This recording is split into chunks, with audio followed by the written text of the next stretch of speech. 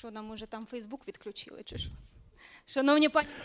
ladies and gentlemen, Your Excellencies, it is my honor to welcome you to the special event of the Kyiv Security Forum, dedicated to the third anniversary of Russia's full-scale invasion of Ukraine. What is the situation at the front line now? What impact can we have from the policy of President Trump on it, on the situation at the front line and transatlantic security in general?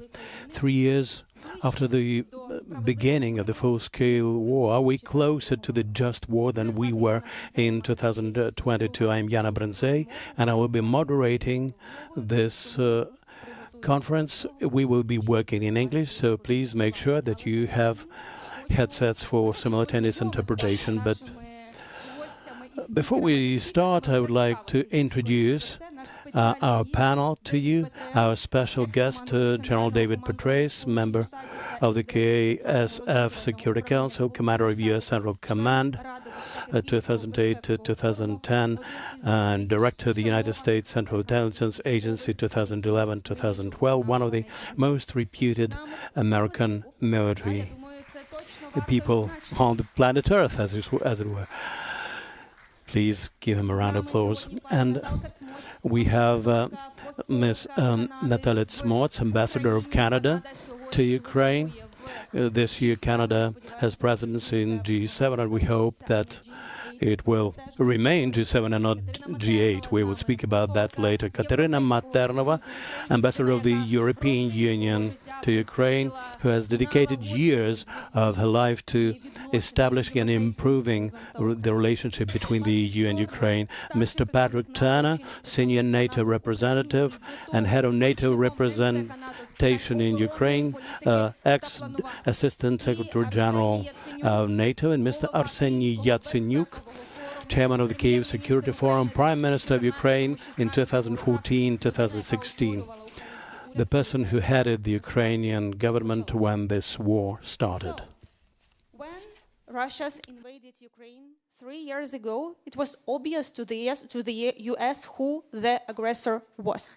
For example, Marco Rubio, who was a senator then, wrote that Putin was an expert liar who would accept ceasefire only if he saw some benefit, it's quote. Now we see that situation is shifting dramatically. President Trump blamed Ukraine for the war which ongoing on our soil. So, General PETRAEUS, considering this, how do you envision Trump's plan, peace plan? How can we understand it? Well, I would start actually by referring to what Secretary of State Rubio now, former Senator Rubio, said around the meeting that took place in Saudi Arabia between the Russian and U.S. delegations, and announced that the goal of the ceasefire discussions is a just and enduring peace. And I think that's exactly what all of us would like to see. Look, I'd like to have seen it under other terms, where we would have provided so much assistance to Ukraine, all of us together, that Ukraine would have been able to retake more of the territory that Russia controlled at the very height of this invasion. But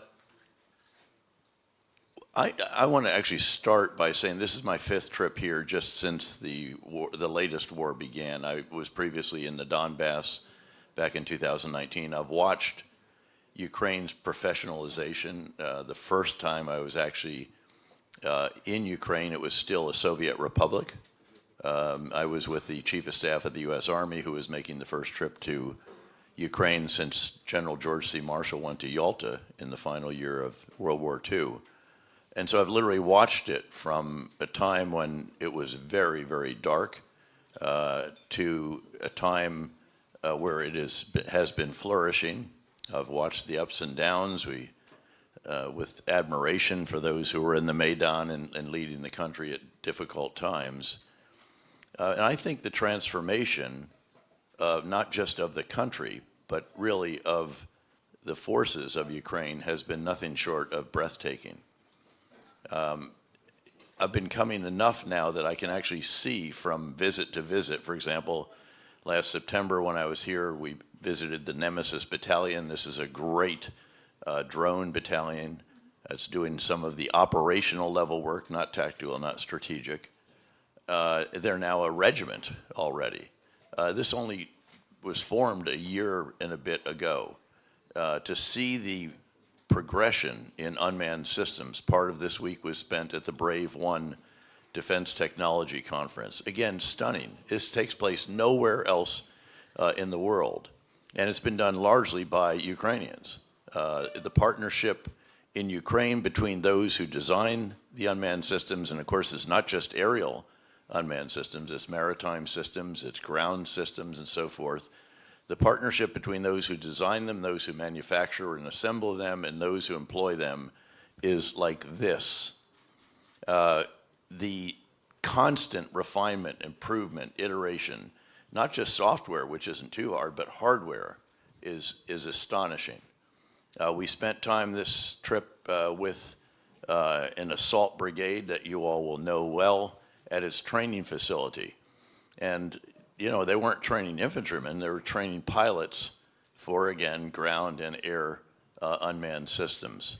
And that is what has enabled Ukraine, in addition to the tenacity, the courage, the innovativeness, the determination, that's what has enabled Ukraine to keep Russia from taking Kyiv in the very beginning. And I want it noted on the record that I was asked right after Russia invaded how long it would take for Russia to take Kyiv. And I said, I don't think this is going to happen. Again, I've watched over the years. I had Ukrainian forces under my command in Iraq when I was the commander there. As an airborne brigade commander, we had Ukrainian forces come jump with us at Fort Bragg, North Carolina. We then came back here. So I think it's very, very important to not get overly seized by the latest tweet or whatever we call what's on X now, or truths or whatever. Certainly read that, follow it, but let's stay calm about all of this. Let's make sure that we're all devoted to ensuring the sovereignty, the independence of Ukraine, a country that was brutally invaded without provocation, barbaric actions, all of us who have been to Bucha and so forth. Keep that in perspective. Keep in perspective the fact that we share values and principles. We hold them dear, in fact, and that's why we have provided so much assistance from the United States and why the other NATO and European and Western countries have done the same. I do want to see this get calm. Let's start all horses pulling in the same direction. Try to achieve what Marco Rubio, Secretary of State, has said we want to achieve. And again, even though it's not what we all hoped it might be, it is so vastly better than what so many of the doubters predicted almost 3 years ago. But according to President Zelensky, like a third part of Ukrainian defensive capabilities now depends on the US help, US aid. Can we rely on it? How do you think this year, the next years of this war? Well, I was just at the Munich Security Conference before coming here, and I met with a number of, there was a very large congressional delegation from the US. That's often, it's a metric actually that Europeans watch. It's very, very important. And a number of the senior senators were there. I was actually part of the congressional delegation, if you will, although I came and went separately.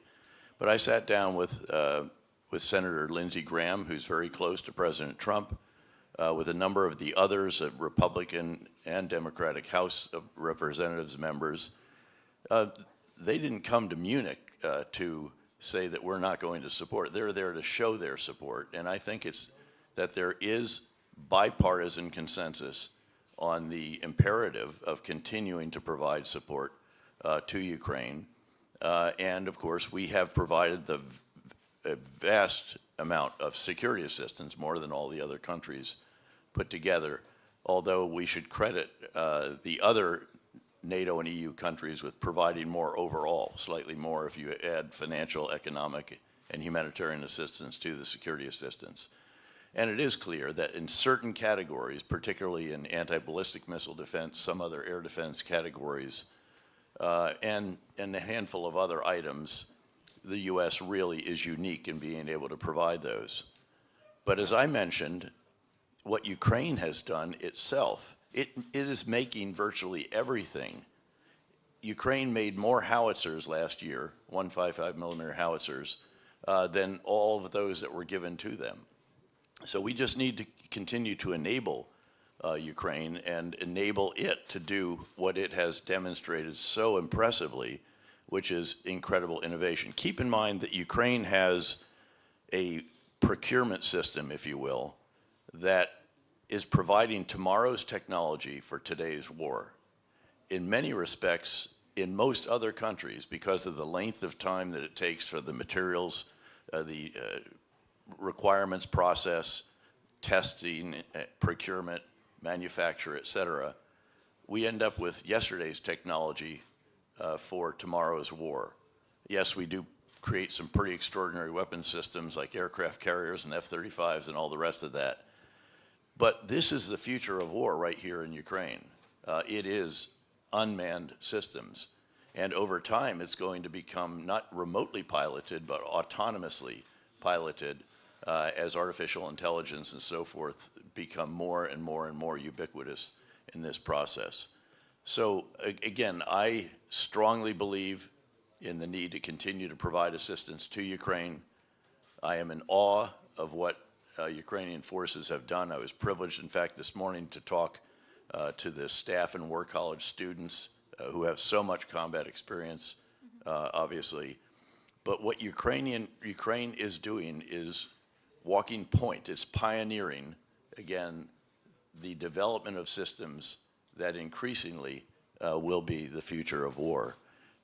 I was talking to, again, a leader of one of the drone units, and he said, you know, we're starting to think there may come a future in which there's no front line because the front line is so lethal. You literally cannot survive out there. There's drones on top of you all the time. And again, to be able to produce 1.5 million drones here in Ukraine in a single year is, again, nothing short of astonishing and breathtaking. But before I end on this one, if I could, I feel it incumbent on me to congratulate the ambassador from Canada on her hockey team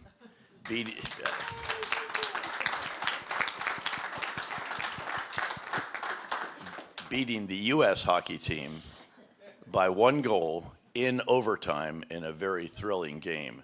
But that, if I could, reminds me of when I went to Canada when I was a 4-star general, either in Iraq or Afghanistan or something, and I was presented a hockey jersey of Canada because you had just beaten us in the Olympics. I was very happy the following spring to be able to present a miniature Stanley Cup. This is the trophy that the winning team gets in the National Hockey League, a Stanley Cup to the Minister of Defense, who kindly came out to visit and had presented me the jersey. But it had Boston Bruins on it.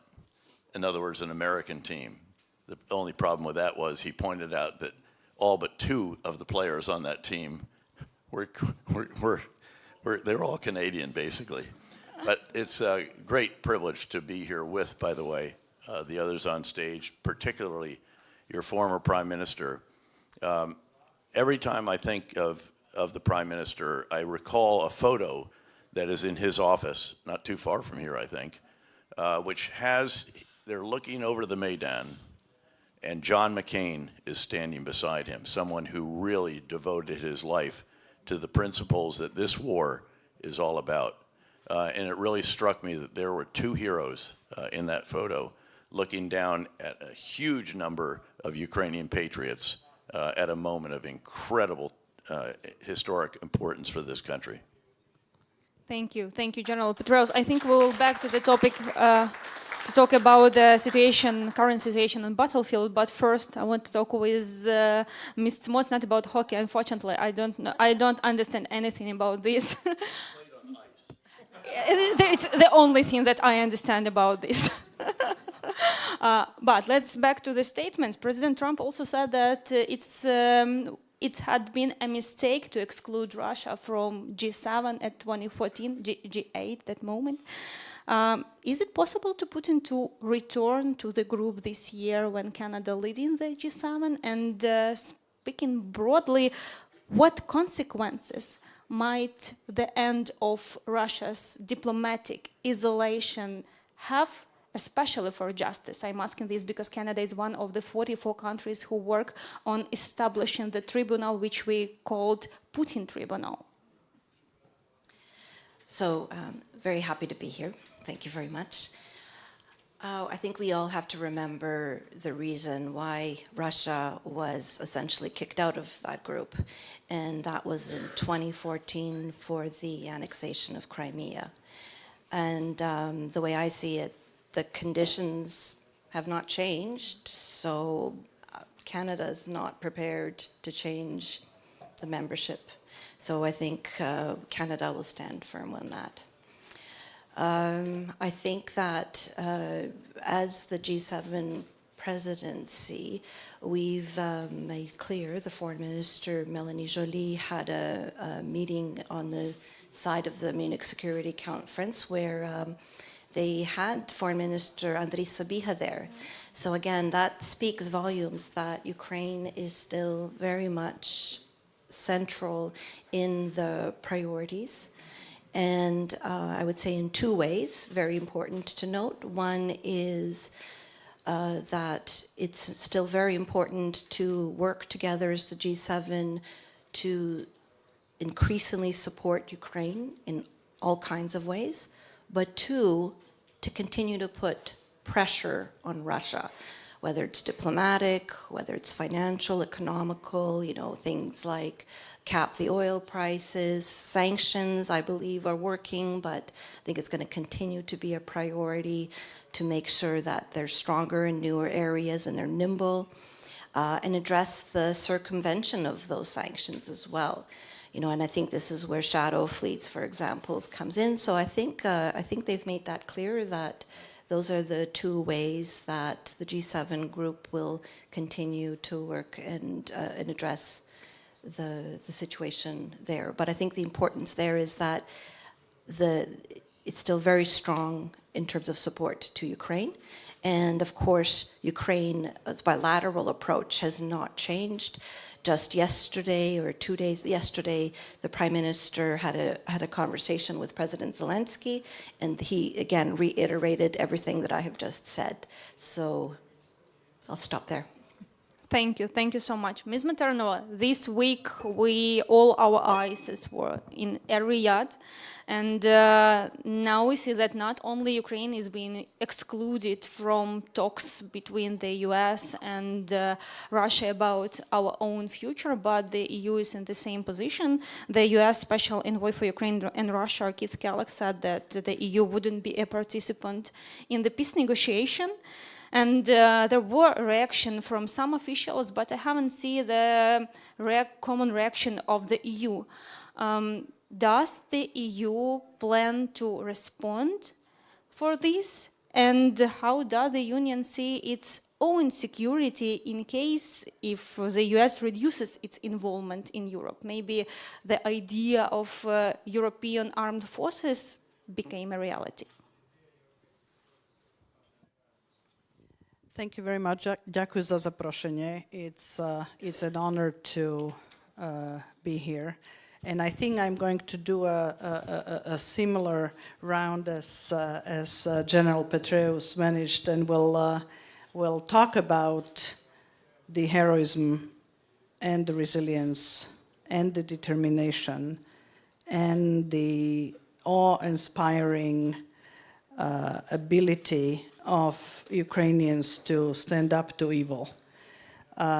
Indeed, Europe was not there, Ukraine wasn't there, but let's go back to what you started with, sir, that Secretary of State spoke about just and sustainable peace. For just and sustainable peace, you will need Europe.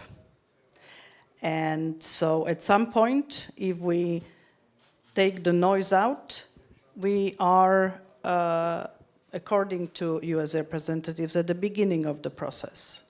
And we may not be flashy and exciting, we sometimes are boring, but we are stable, we are reliable, and we will come with the sustainable solution because the future of Ukraine is in Europe. It's simple just to look at the map.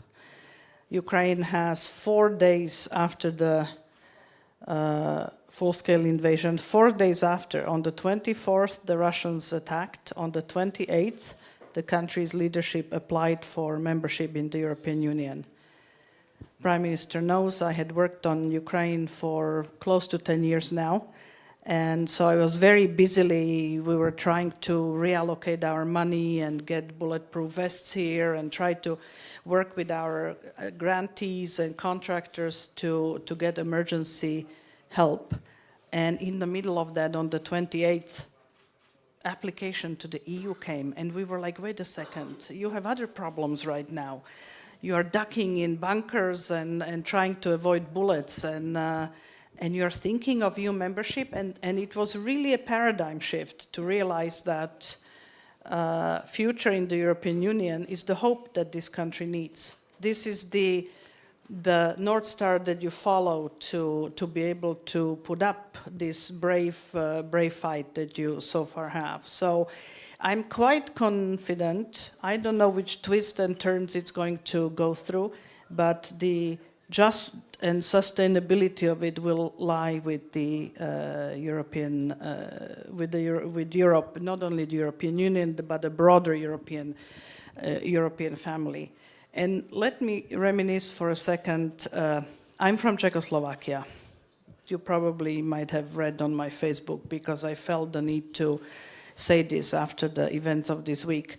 So the word Munich is sort of inscribed in our minds from mother's milk, that this was a historic mistake. It was an agreement about us, without us. And so for me, that's really unacceptable posture vis-a-vis Ukrainians. But there is one interesting element, and now I'm going to be very self-critical of our own history. I think that unlike my predecessors, the Czechs and Slovaks, I think the Ukrainians have agency and feel they have agency and are displaying their agency on a daily basis. So just like the reaction from not only the leadership, but in the social media from a lot of commentators is, we are not going to give up. What do you mean you are going to decide about us? You know, we are a country here that stands on its own. Yes, you need help. Yes, we will be here providing your help. And let me just say, the EU the EU and member states are the largest donor, to the tune of over 140 billion euros until now, out of which over 50 billion is military assistance. So I think this is nothing to, these are orders of magnitude very, very comparable. And as I am looking personally at it's not an easy, very, very dramatically changing parameters of geopolitics. I think that Europe will actually need Ukraine for its own defense. So I very much see the development of the continent in this regard together. Thank you so much. Mr. Turner, approximately a month ago, the German Minister of Defense said that Russia could attack NATO countries within the next 5 years. But at the Munich Security Conference, President Zelensky warned that it can happen much sooner. This year, Russia planned to deploy thousands of groups to Belarus. So my question is, are you sure that promise to protect every inch of NATO, like President Biden said, is still relevant and will kept? So thank you very much indeed. Thank you for the invitation. It's a great honor and along with other colleagues, just to say this is an extraordinary country. You've done extraordinary things over the past 3 years.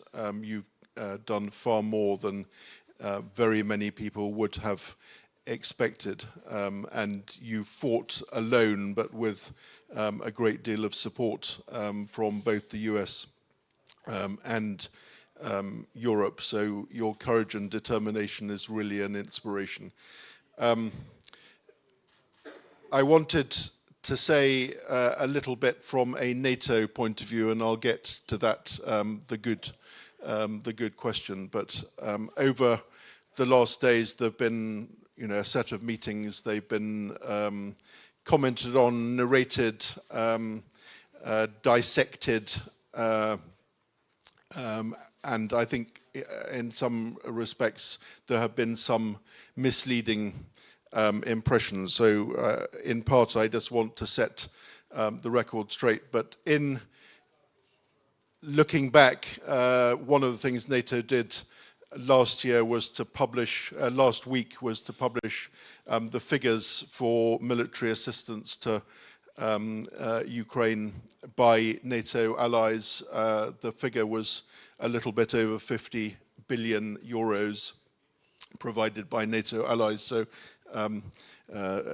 this is some of the same money that the ambassador from the EU just quoted. But and of that 50 billion, roughly, according to the figures from NATO, 40% from the US, 60% from Canada and Europe. And the Secretary General of NATO, Mark Rutte, has said it's essential that we really maximize assistance now to put Ukraine in the best possible position on the battlefield and therefore at the negotiating table.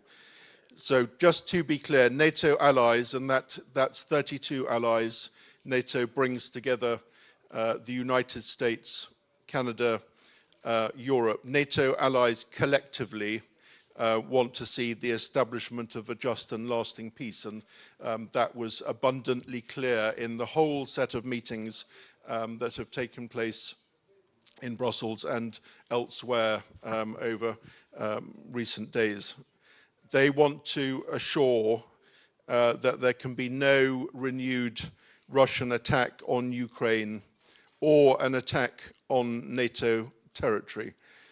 So echoing other statements, including by members of the US administration, the NATO Secretary General said, for example, yesterday in Bratislava, there must be no Minsk III. It has to be an enduring and a lasting peace. And that's a message from the US, from European allies. It's a common message over recent days. So Ukraine and allies want a strong and a sustainable peace. To make a peace sustainable means security guarantees, and there's been the start of a serious discussion about that. The US and Europe have been discussing those in recent days. And we are confident, speaking from NATO, that there can be effective guarantees with Europe and the US working together. But it's also the case the US has asked European allies very clearly to step up much more. So on security in Europe, on defense spending, on support to Ukraine, on security guarantees for Ukraine, and to ensure fair burden sharing, because it's still the case that the US spends north of 3% of its GDP on defense, and on an average, European allies and Canada are a little over 2%. So at the moment, there is not equal burden sharing across the Atlantic.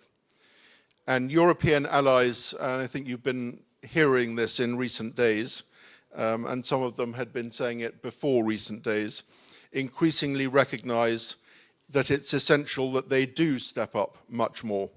And that's both to ensure effective deterrence and defense in the coming years and to ensure sustainable peace here in Ukraine. So my boss, the NATO Secretary General, has been saying for months, we have reasonably effective deterrence and defense in the NATO area now.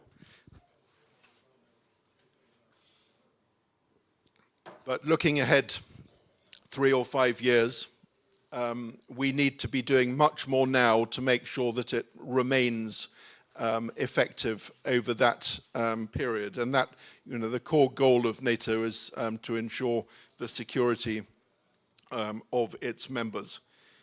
So to do that, European allies need much higher defense spending, much higher rates of production by defense industry, and it's clear that those higher rates are needed on both sides of the Atlantic. This isn't just a European shortfall, it's also an American shortfall.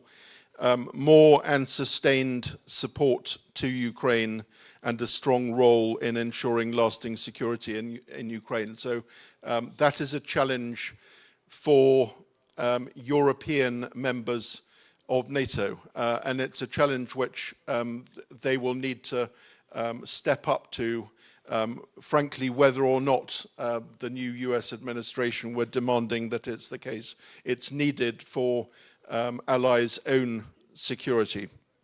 So in discussions in NATO and amongst allies, so in various places in Munich, in Paris, in other settings, in recent days, there have been clear expressions of political will by European allies on all these requirements. And in the coming weeks and months, we have to give those expressions concrete reality. And I can assure you that the Secretary General will be working and is working very hard on this with all allies on both sides of the Atlantic.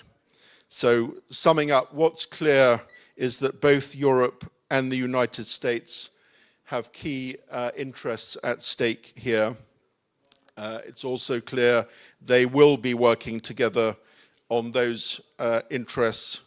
Security cannot be guaranteed just by one or the other, but European allies must and they can step up and take more of the load and more of the lead. We all want to see a secure and prosperous future for this great country and for a great country which comes to be at peace. And we're committed, NATO allies are committed to working together to help bring that about. That's key for our shared security, for stability in the Euro-Atlantic area, the whole of it, and for global security, because other countries, China, North Korea, Iran, are watching extremely closely what happens here, and the outcome here needs to deter them rather than encourage them. So this matters for global security as well as security in this region. So I hope that goes some way to answering your question. Yeah, some way, thank you. And in our case, North Korea and Iran aren't just watching, they are taking part, unfortunately. Mr. Yatsenyuk, Ukraine now is under enormous pressure. And for me, it's like a similar situation that we faced in 2014 when we have to explain what happened and to say who the aggressor is. Depending on your experience, how can we go through this diplomatic crisis, like a lot of people said? Well, it's $1 billion question, you know. Yes. First, let me start with the thing that it's been 11 years since Russia waged the war against Ukraine. And it's been 3 years since Russia waged a full-fledged or unprecedented war against Ukraine. But we are in Kyiv right now. Not 3 days, it's even more than 3 days, okay? And I believe that we are a very grateful nation. So in your person, General, we want to thank the American people for your support. In your person, Madam Ambassador, we want to thank the people of the European Union for your support. In your person, Ambassador, we want to thank the entire NATO allies for your support. And in your person, Madam Ambassador, we want to thank G7, which is going to last forever, for your support. And you deserve applauses. And the Ukrainian military, which is represented right there, they deserve applauses.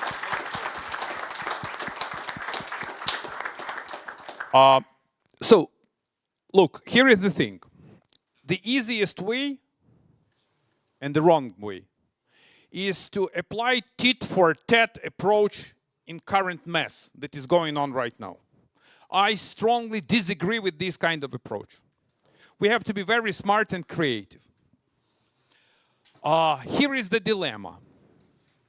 Either we want Trump to win or we want Putin to win. That's where we are right now. In my humble opinion, we believe that we want Trump to win because we want Ukraine to win. Correct? Correct. So let's do the smart approach. Provide to Americans what they ask for in order to get what we want to get. Yes, we are living in this kind of world. All of us have to be very proactive. So let me take a few minutes of the action plan that I envisage. I am not to lecture you folks, no. Just to share my take. So, if I were the president of the European Union, maybe the time will come. We hope so. It seems to me that the European Union has to be on the forefront. First and foremost, we need urgently to pass the House resolution in the European Parliament where the EU strongly supports Ukraine, increases the budgetary expenditure for the military procurement, provides a long-lasting security package for Ukraine, ask Americans to provide the same, ask Americans to provide the Lend-Lease, ask Americans not to decrease their expenditures, because you've had the rumors, the DoD already said that they are ready to decrease the military expenditures in their budget for practically 30%. And saying that, look, we are ready to buy your American weapon, but only in case if you provide Lend-Lease for Ukraine. We are ready to increase our military expenditures, but only in case if you do the same. It's a kind of reciprocity. The second, which is on the table, this is the Russian assets. Let me remind you that around 300 billion of Russian assets are still allocated in the European Union, not in the United States. Folks, be bold, okay? Don't be scared of Russians. If we want to prevail in this war, so we have to act. Europeans have to seize and liquidate these assets and to say to American president, look, Mr. President, we've done our job, now it's your turn. Seize your $5 billion. We are ready to share a certain amount of already seized assets with you via public procurements of ammo from the United States. And we are ready to cover some kind of expenditures in order to underpin and support Ukrainian economy. But you, Mr. President, have to do the same. The third issue, which is about sanctions. So the EU is doing its job. The EU is to extend every 6 months a sanction package. Correct? Correct. So the EU is to be very strong and to lead the process. If the EU decides to impose secondary sanctions on those who circumvent the sanction policy of the European Union and the United States, in this way, the EU is going to have an upper hand over the US administration, saying that, look, Mr. President, we've done our job. We expect from you to do the same. The next issue. I believe that our Canadian friends, and we are proud to have independent, sovereign, and strong Canada as an independent country forever, Madam Ambassador. Because you know that we have a huge Ukrainian diaspora. Yeah, just I want to tell you. Okay. So in current circumstances, there are some rumors hovering around the city that it's a kind of huge tension inside the G7, whether G7 is to pass a statement condemning the Russian aggression and blah, blah, blah. Okay. And that Americans are reluctant to pass this kind of language. Well, be on the offensive. Say, look, we are ready to pass a G7 decision with a clear-cut message from all G7 members that we are ready to increase the military expenditures. We are ready to support Ukraine. We are ready to purchase your ammo. Okay? We are ready to strengthen a number of multinational alliances that we have with you. And, Mr. President, it's up to you. You have to include this language into the statement. That's the way it works. And if you go public with this, just trust me, you're going to reach the target. And this is the way, actually, the political deal-making right now, which is very modern and popular in this new modern world, this is the way it works. The same goes with the NATO. So if you guys gather and say that, look, there is a gradual approach to increase our expenditures, and we strongly believe that the strongest military alliance in the world is NATO, will prevail in any war, and we're going to do our utmost to preserve this. And we have to rely on you Americans, and you have to do your part of the job. It could work too. In terms of Ukrainian roadmap, you are well aware, my fellow Ukrainians, that there are rumors, once again, and some kind of anecdotes about fresh presidential elections in Ukraine. The best way to pull the rug from under those who want to destabilize Ukraine is to pass a House resolution in the Ukrainian parliament. And I was very vocal 1 year ago about this. Let me remind you, and we have a distinguished members of the Ukrainian parliament, distinguished, the leaders of the prominent parties right there. So let me remind you that under the Ukrainian constitution, the only body that has the powers to set the date for the presidential elections is what? Ukrainian parliament. So the parliament can do its job because this is the will of the Ukrainian people.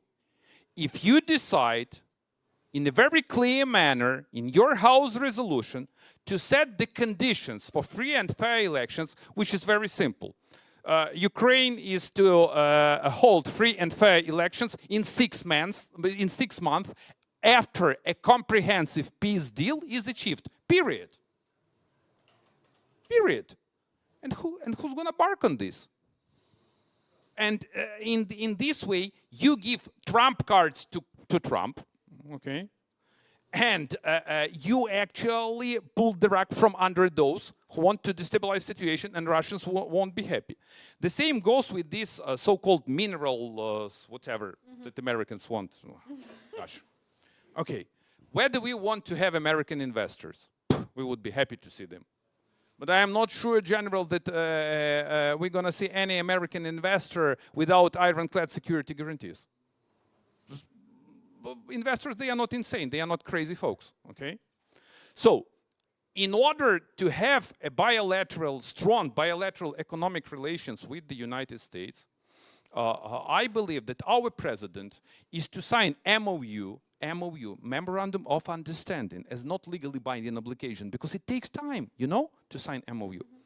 With the United States president, it resembles me Budapest Memorandum, okay? Saying that, look, Mr. President, we are ready for our mutual, strong, and beneficial cooperation. You want to invest in Ukraine? We want to see you in Ukraine. We want to share with you profits. We want to make you profitable and us profitable. And, Mr. President, we want not Ukraine to pay for the war that Russia waged against Ukraine, but we want Russia to pay for this war. Just to let you know.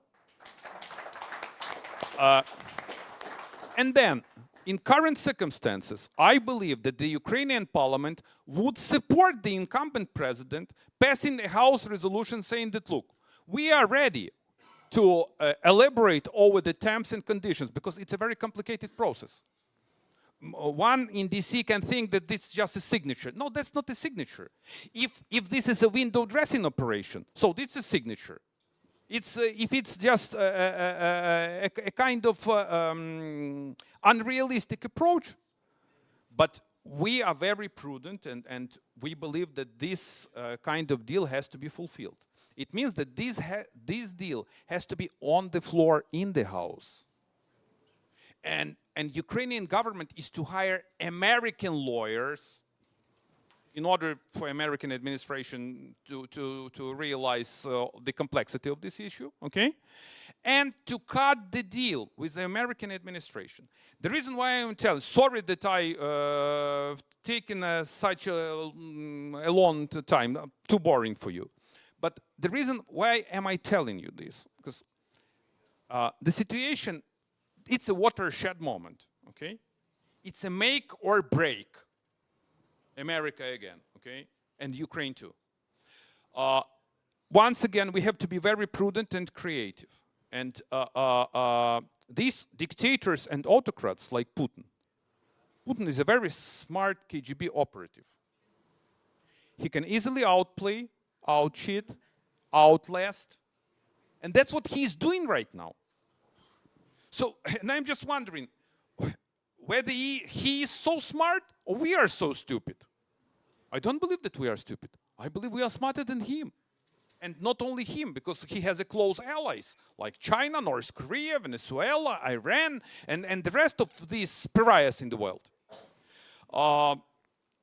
This challenge gives us a chance to become stronger and to win this war. Thank you. Thank you so much. I have a few questions more, but after that, everyone will have, not of course everyone, but some of you will have an opportunity to ask our guests what you want. But firstly, I have questions. So, Mr. PETRAEUS, after 3 years of this war, on the one hand, we have an escalation of diplomatic pressure. On the other hand, we have a slow but persistent Russian offensive on the front line. How can you characterize the situation on the battlefield now, and how can it develop during this year? Well, I think it's accurate to describe it by saying that it's difficult, but that what Ukraine has done to overcome the realities of being heavily outnumbered, heavily outgunned, is, again, as I mentioned earlier, hugely impressive. This transformation of how war is being fought, again, is led by Ukraine. By the way, the Russians are iterating as well. They're very good at electronic warfare, at jamming, at air defenses, all the rest of this. So it is a cat and mouse, if you will, back and forth. But Ukraine continues to develop very cutting-edge technologies that literally are not employed anywhere else in the world. And this is the future of warfare, as I've mentioned. And in that regard, again, when you visit the units themselves, you come away with not just enormous admiration for what they're doing, you come away with a degree of confidence. Now, this is by no means overconfidence. This is very, very difficult, as I mentioned. But all of these initiatives are enabling Ukraine to limit Russia to very incremental gains on a daily basis at enormous cost. You know, I had 5 combat commands as a general officer.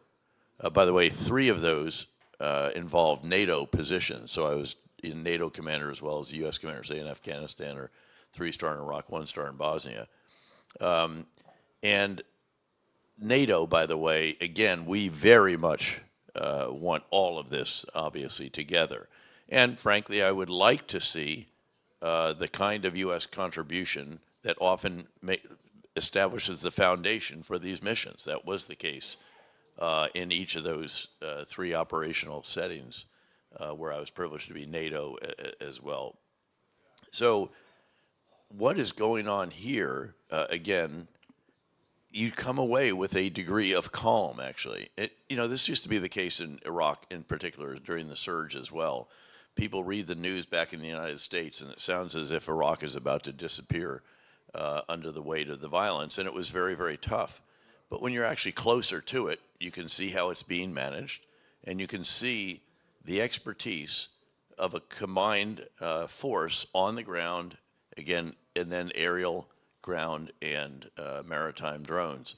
You know, how does a country that has no navy, really, sink 1/3 of the Russian Black Sea Fleet and force the final ship with a Russian color to withdraw from the centuries-occupied port of Sevastopol? It did it with Ukrainian technology. Drones, aerial drones that you design, manufacture, and employ, and then maritime drones. The aerial drones find the ships, and the maritime drones sink them. And I think you're going to see continued advances in this regard. Now, in these combat commands that I had over the years, just as a general officer, I wrote letters of condolence to America's mothers and fathers just about every single night that I was in theater. And this is some 7, 8, long period of time out of my final decade in uniform. I can't comprehend the size of the casualties that Russia has taken. The estimate is over 800,000 killed and wounded. And of those 800,000, 500,000 weren't able to return to the battlefield. In other words, they were so seriously wounded and killed that they could not be patched up and set back into the fight. This has to be worrying Putin. It was mentioned earlier, the economic sanctions are beginning to bite, and they should be tightened. Inflation is at very high levels. The interest rates are at such a level that nobody's going to borrow money and invest. The depletion of their workforce because of the numbers that are being recruited to go into service. Having to bring in 10,000 North Korean soldiers who they used as essentially just human cannon fodder, really. And in fact, on the front lines, the Russians really have begun to run out of tanks and some of the other systems, and they don't even use them near the front because they're getting knocked out so quickly by Ukrainian drones and anti-armor systems. And so they're literally fighting infantry soldiers, advancing a block or two in a day. Now, that is not reassuring. I wish that they weren't even achieving that kind of progress on a daily basis. But at the end of the day, what Ukraine has done in these circumstances is nothing short of miraculous. It's been a very long time since the Russians achieved anything of real note along the front lines. Pokrovsk is worrisome. That is something that is a bit of a rail and transportation hub. But then you look at what was done in Kursk, and Putin said, oh, they'll be out of there pretty soon, and they're still there. So, look, really tough, and I can very much share concern. I was an infantryman, and I can't imagine operating in this kind of condition where you're getting hammered on a daily basis by very large glide bombs. And even if you have great overhead cover and everything else, you're just getting stunned whenever one of those goes off. To do this in the snow, in these sub-freezing temperatures, then the mud will come. These are truly great Ukrainians. You know, after World War II, that generation of Americans that fought and saved democracy and free markets and so forth, that generation of soldiers was described as America's greatest generation. I believe that those who I was privileged to lead in the wars after 9/11 of Americans who volunteered to serve after our country was attacked so brutally also deserve that title, America's new greatest generation. I think when this war is over and in the history books, historians and Ukrainians will look back and say that that was our greatest generation. Ukrainians, others in the world who cherish freedom and democracy owe an incredible debt of gratitude to those who have fought on the front lines, to the families that have endured sacrifices, and really to all of the Ukrainians who have pitched in such an impressive manner to ensure that Russia has not been able to achieve its overall aims, the aims of a twisted, revisionist, revanchist view of history that is in the brain of Vladimir Putin. Thank you so much for these words. Ms. Ambassador Tsmots, Canada has strongly supported Ukraine for these three years. And in your point of view, how the country changed in 2022, Ukraine I mean, and can we rely on Canada for your continuing support? So I have the perspective that Russia already lost. I think if you look at the global goals of what it set out, then it hasn't achieved them. I doubt it's going to achieve them. But the problem is that Ukraine needs a lot more support in order to win, and that's a different question. But if you look at why do I say it lost? Because Ukraine's democracy, civil society is strong. And you can't lose sight of that. I mean, the reason why it wasn't taken in 3 days, communities didn't wait for the national army to come in. They didn't just sit there. They organized themselves. That's what you know of the Ukrainian people. They organize themselves. They support each other. It's amazing. So they have a democracy. They have a healthy parliamentary system. They have the civil society that is one of the most active I've ever seen. So it would be a very difficult country to occupy, given that they're not going to let it happen. And I think Russia knows that. So I think that's why we're supporting, not just militarily, of course that's important, but we want to make sure that we're continuing to support that spirit that Ukrainians have shown. And here I mean including in entrepreneurship, for example. I think that watching Ukrainians still start brand new small, medium enterprises. They're still opening up businesses. They're supporting their communities. They're staying in place.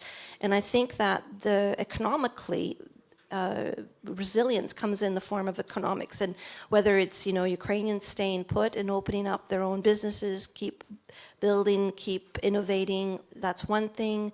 I do think that innovation and economic investment into the country makes a huge difference. So I think that's very important as well. We see that in all of our countries, that the more we're intertwined with each other with trade, the better we are. So you asked about where Canada's support is. I would like to see more of that trade relationship to be strengthened. We have a modernized trade agreement that was as of last June. So we now have the instrument to be able to help and work and continue to work with Ukraine as partners in those areas. I would like to see more of that investment in energy and defense procurement. I mean, it's a benefit. I believe it's a win-win for Canada and Ukraine and Europe as well. So I think we're going to continue along those lines. Thank you. Thank you.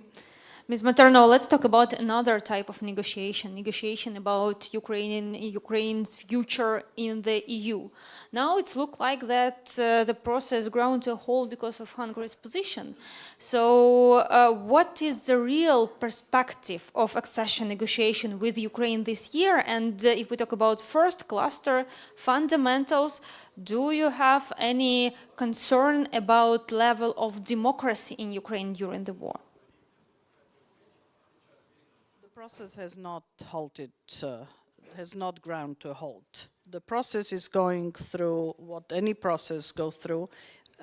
In order to accede to the European Union, we operate by unanimity, which, of course, if you dissect it every hour, every day of it, then you may see the setbacks, but the unanimity was there from the beginning, and we have proceeded quite far. So therefore, the unanimity was achieved, and I'm quite certain that we are going to achieve it on this one as well. We have been very consistently telling our Ukrainian friends that relationship with its neighbors are the most important, that one needs to take care of, one needs to understand the other's point of view. I realize that a time when you are so brutally attacked by your big neighbor it's a moment where you're concentrated on yourself, but one needs to step out of that and understand the concern of the others and see where they're coming from, and there are ways to take those into account. So I'm quite certain that this is going to get open. We're not there yet, but we'll continue. But I would not want to over-dramatize the situation by calling it that it's halted to a ground. That looks different. You know, we've been there. We'll get through it. We always do. So I think Ukraine has shown, and this is the other side of, we talked about the heroism and resilience, the determination on the battlefield, etc. But the one other area where Ukraine has shown ingenuity and determination and staying power is in the reform agenda. I would even go further, not only the reforms that took place since Maidan, during your government, during the government after you, and all the different governments since the Revolution of Dignity, but I would even say that the wartime and the unity that came through the wartime allowed agreement on reforms that were very difficult before, that you actually coalesced on some very difficult, and you know, we are demanding, I realize that, and there has been, the Rada stepped up in an incredible way. The government, the Rada, you know, the Rada is a lawmaking machine that has managed to really take some difficult and extraordinary steps. And for the individual members of the Rada to vote on things that have direct impact on them is not easy, and it was done. And so I think that you know, we will see how far the EU accession will become part of any discussions about the end of the war. But what I can tell you is that there is recognition in the EU and determination that Ukraine needs to be part of the EU coming out of this. I think that's very clear to everybody. But it's not going to be a pretty process. I mean, there are going to be ups and downs. There is no question to that. And I would even say, I already mentioned in the previous intervention that we need Ukraine for our own defense. But I think that Ukraine has more things to offer to Europe. You know, Mario Draghi came out with this competitiveness report recently and has identified something that's been identified before, and it's a problem in Europe that some commentators describe as too sclerotic. We have an innovation gap. We have a digital gap, right? And those are two gaps that Ukraine can really help cross and fill these gaps, because whether we talk about defense innovation or whether we talk about the innovation even in old technologies, just the spirit that you have here. You know, I moved from, well, doesn't matter where I moved from. I moved to a country, I was joking, I moved here for the services, because when you ask a Ukrainian, is this possible? They say, of course it's possible. You have other countries where you ask, is this possible? You get a no as the first response. So I think you know what I'm talking about, right? And so I think that there is more of a recognition that it's actually mutually reinforcing, but the size of Ukraine, the innovation, the spirit of it is also scary to many people. So it's, of course, it's going to be not easy. Just like when Spain was coming in, you know, the French and Italian wine industry was going to collapse. When Poland was coming in and Czech Republic, the German truckers and French plumbers were going to collapse. So there is always nervousness about who's going to come in, but that can be overcome. Which leads me to me forgetting what was the second question you asked. About the level of democracy, do you have any concerns? Well, look, martial law by definition is a curb on democratic rights. There is no question about that, and the war is the justification, and under any, we can't go on the street after 12 or whatever other, you don't hold elections under the martial law, and those are legitimate.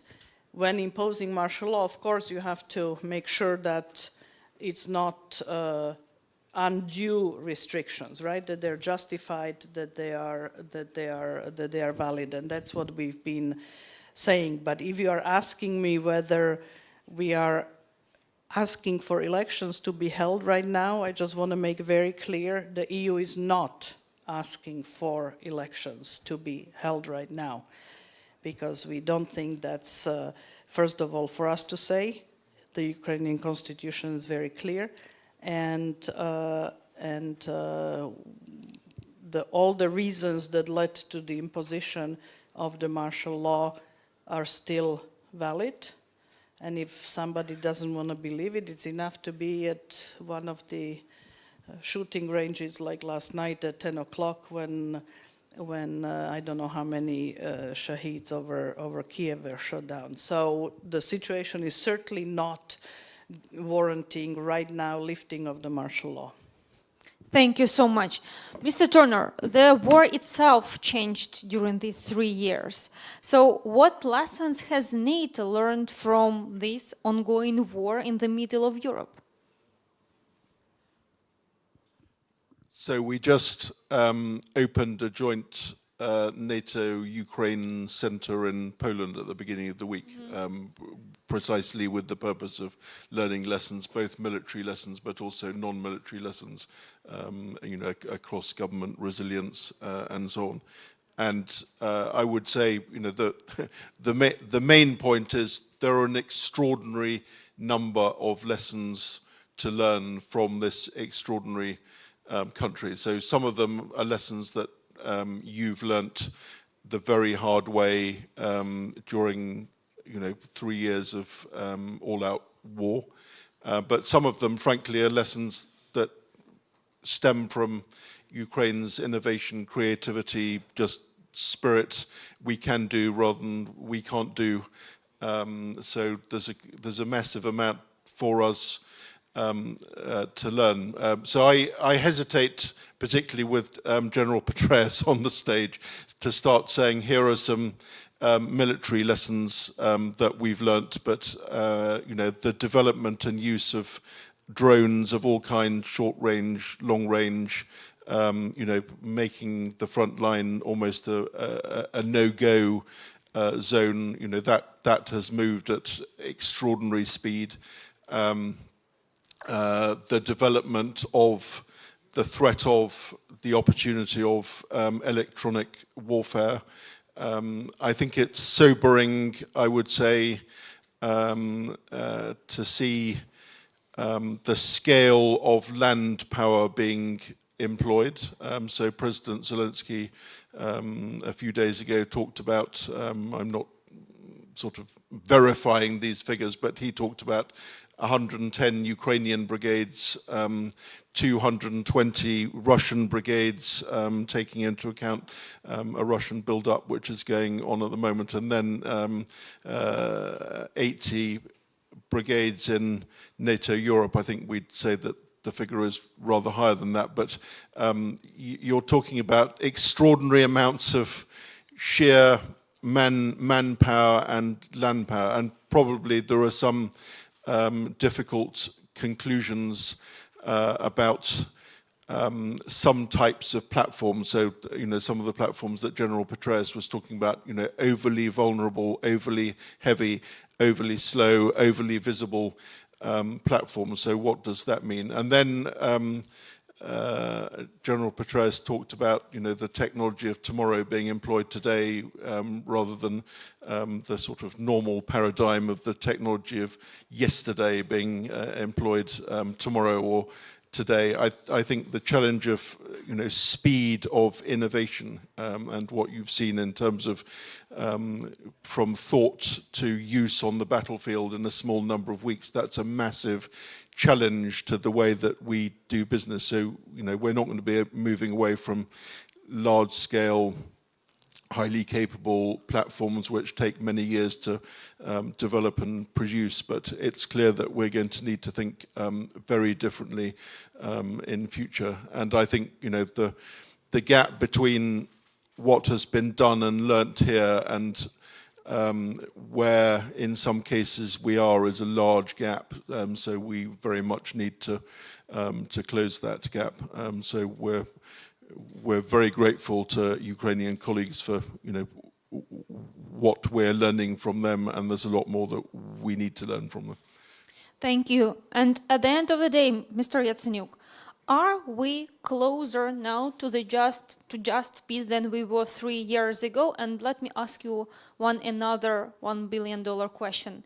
Is the victory of Ukraine still possible? Not the ceasefire, not the peace deal, but the victory. Well, in my humble opinion, the victory for the Ukrainian people is that we're going to preserve the Ukrainian state. And this will happen undoubtedly, just undoubtedly.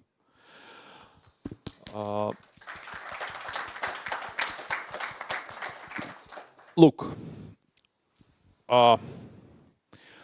we have to realize what's happening right now on the ground. Putin is bluffing. And I want to be very clear about this. Ukrainian men and women in the uniform severely degraded Russian military. Half of Russian military land forces have been demolished. Russia is running out of its Soviet stockpiles completely. Russian security and intelligence apparatus have been severely compromised. Our NATO friends and Ukrainian military are students and experts of the Russian tactics and what's going on in the Russian army. Due to the sanctions, Russia is on the brink of financial disaster. Look, I don't want to exaggerate. Russia still has enormous resources. We have to live in the real world. Russia still has a huge human resources. But compare Russia 3 or 5 years ago with the Russia nowadays. It's completely two different Russias. Whether Russia posed the threat to NATO member states similar as it was 3 years ago, I am not general and military expert, Ambassador, neither a NATO expert, but I strongly believe that yes, it doesn't pose any strong danger for neither the United States nor the NATO member states. So it's completely different Russia. And the thing is that that's what Ukrainian military have done with your support. Okay. So once again, it's a poker game. The guy is bluffing. And for us, it's a chess game. And in this chess game, we have to be smart, creative, bold, innovative. And we need to stand our ground. Putin is a war criminal. And if someone believes different, we have to say this. Russia is to pay the price. We have to say this. Even New York Post today, actually on the front page, made this kind of similar statement. So if you fight for the values, you will always win and you will always prevail. Yes, there is some kinds of ups and downs, but let's put aside emotions. To wrap up, there is a huge sense of unity inside the Ukrainian society. Against all the odds, could you imagine any nation that went through this kind of drama and trauma, and people still believe that we're going to prevail? People still believe that we will preserve our country. People still believe that Russia is to pay the price. People are fighting at the front and helping the front inside the country. So that's unprecedented. And at this watershed and pivotal moment, what we need just to act. We need to stay united with our European friends, with our American friends, inside with our NATO member states. So we have to be very decisive. And my take is that the time will come when Ukraine is to prevail in this war. The time will come when Ukraine is to become EU member and NATO member. We are fighting for this. Thank you. Let the force be with us. Mr. Turner, you have a small remark, as I know, so please, but... Yeah, very short. Very short. I thought of a couple of other things to add to the list. Air defense obviously matters. And in this city, you do air defense in the most extraordinary way. So NATO allies are extremely interested in how you do it here, the high-tech to the low-tech effective. Long-range strike capabilities really matter. And both of these requirements are, reflected in the next set of NATO capability targets. Logistics really matter. Sheer rates of industrial production really matter. So, one of the quotes that we do is that, across NATO, we can produce in a year what Russia on ammunition can produce in 3 months, and that's just Russia, so just one country. So we need to step up massively.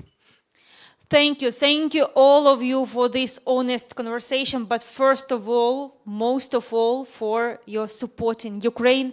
Дякую всім дуже за участь сьогодні. На жаль, у нас уже... Thank you very much for your participation. Unfortunately, our time is up. Well, I've confirmed the stereotype about journalists being liars because we overtook our time. Now let's go to next door for networking. Thank you very much for being here.